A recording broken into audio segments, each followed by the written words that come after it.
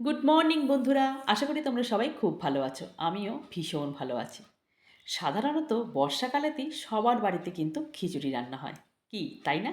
আর অসময়ে যদি বৃষ্টি হয় তখন কিন্তু মনটা একটু খিচুড়ি খিচুড়ি করে ওঠেই। আমার তো ভীষণভাবে করে। তো টানা দুদিন বৃষ্টি হচ্ছে, ভেবেছিলাম খিচুড়ি বানাবো, তো সময় আর হয়ে ওঠেনি। আজকে ফাইনালি বানিয়েই ফেললাম খিচুড়ি।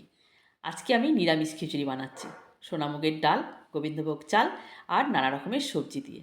আর এখন বাজারেতে শীত গ্রীষ্ম বর্ষা সবসময় কিন্তু সব রকম সবজি পাওয়া যায়, তাই খিচুড়ি বানানো নো টেনশন। তোমরা কারা কারা এই রকম খিচুড়ি খেতে ভালোবাসো, নিরামিষ খিচুড়ি, প্লিজ আমাকে কমেন্ট বক্সে জানিও। আমি কিন্তু আমিষ খিচুড়িটাও ভীষণ ভালোবাসি, ওটাও আমার দারুণ ভালো লাগে। আর আমার বাড়ির সকলেই কিন্তু খিচুড়ি খেতে বেশ ভালোবাসে। আমার শাশুড়ি মা খিচুড়ি হয়েছে শুনে মানে এক পায়ে খাড়া, দারুণ খুশি। যাই হোক, খিচুড়ি আমার রেডি। দেখো তো খিচুড়িটা কেমন হয়েছে। কালারটা কিন্তু দারুণ এসেছে, আর গন্ধটা দারুণ। তার সাথে একটু গাওয়া ঘি দিয়ে দিয়েছি, দারুণ গন্ধ বেরিয়েছে সোনামুগ ডালের। ভীষণ ভালো লাগে আমার কিন্তু এই খিচুড়িটা খেতে। তার সাথে কি কি বক্কাল করেছি বলো তো? করেছি বাঁধাকপির তরকারি, আর বেগুন ভাজা, আর পটল ভাজা। ব্যাস, আর কি চাই?